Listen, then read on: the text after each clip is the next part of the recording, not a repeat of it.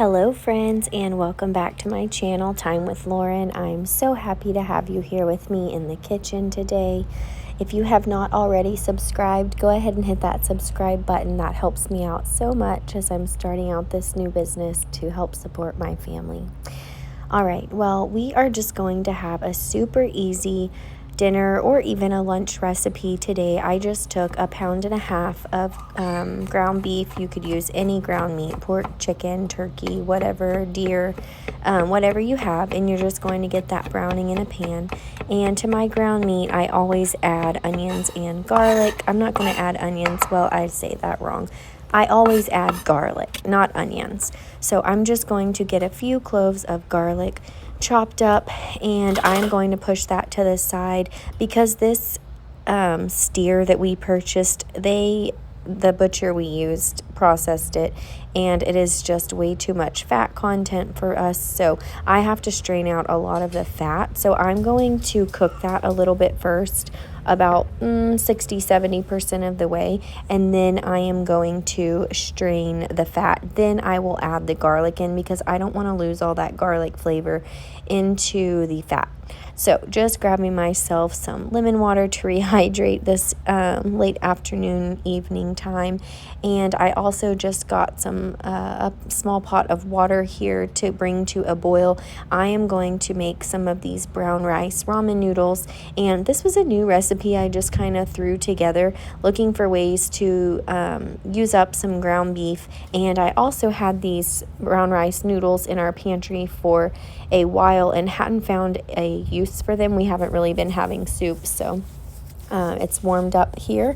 So just going to refill my Berkey. Again, I think I've mentioned this before, but I heard this a few months ago, something called habit stacking. So basically you're doing things when you're already doing things, if that makes any sense to you. So I have some time waiting for that water to come to a boil. I'm waiting for my meat to brown up, and I'm just going to refill our Berkey here.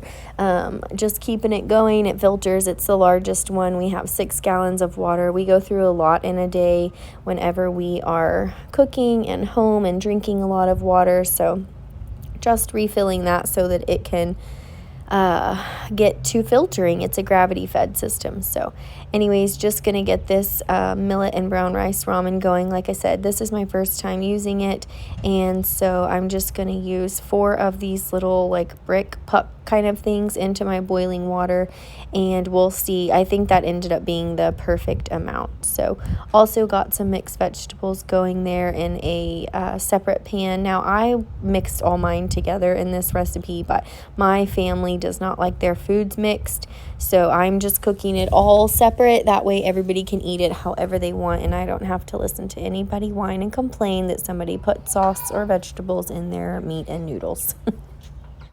All right, so as you can see, I drained off the majority of the fat from that meat. Now, don't get me wrong, we love us some good, high-quality animal fats, but the amount of fat that cooks out of this meat is just ridiculous. So about 1.5 pounds of meat, I get probably a 1/2 cup or more of fat. So drain that out, and then I just added my garlic in, put the lid on, and turned it to low. My water was boiling, so I went ahead and dropped those little noodle pucks in. And now I'm just getting my colander set up and some cool water running so that I can drain those noodles. And just running them under cool water seems to help. If you've ever used like a gluten-free noodle that's not like a traditional pasta, it does help to rinse it in cool water. Just a little bit, not a lot, just to keep it from sticking together. You can also drizzle a little bit of olive oil over it or something like that. Anyways, now I'm just using this new that we got from Costco, this Japanese barbecue sauce. It's like it does have soy in it, which we don't eat a lot of. In fact, this is probably the only source of soy that we get. But it's like a Japanese barbecue sauce. It's like a teriyaki sauce, basically. So I just kind of put a little bit over that.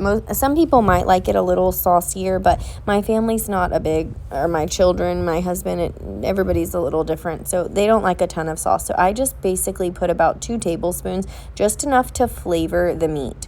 So here I have my fresh homegrown green onions, and I just chop and freeze these store them in freezer bags. I'm the only one who's going to want them tonight, so I'm just sprinkling a little bit into my bowl so that it will already be there whenever I put the rest of my food in. So I'm just going to go ahead and start making plates. And the baby is, he eats the same thing we eat. It's just softer if it needs to be cooked a little softer, or cut into smaller portions. So I'm just going to get everybody's plates made up here. And if you want this meal with a little bit of a saucier sauce, then you can add about a half a cup of water, a tablespoon of cornstarch, and 2 tablespoons of the Japanese barbecue sauce. That will give you a little bit of a saucier dish.